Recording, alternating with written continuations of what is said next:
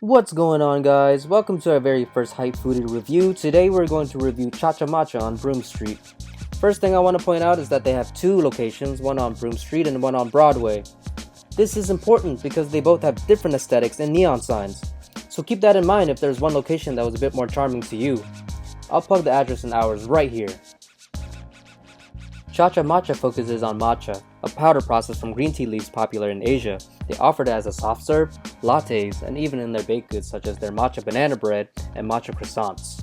Today we went for their magic mushroom matcha latte for $8. It's a bit pricey, but hey, who doesn't like Super Mario? Oh, and don't worry, there aren't actually any magic mushrooms in there. At least I think. It's me, Mario! Next up was their croissant for $6, which is a cross between a donut and a croissant. It had a nice crispy outside, which is something you'd get from a croissant, and a soft inside, much like a donut. It was also filled with a matcha cream in the middle, which was a game changer. Very delicious, and I highly recommend you get this one.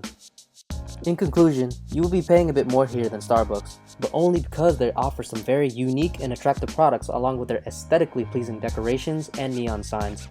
Due in large for their charm, Cha Matcha is hype approved.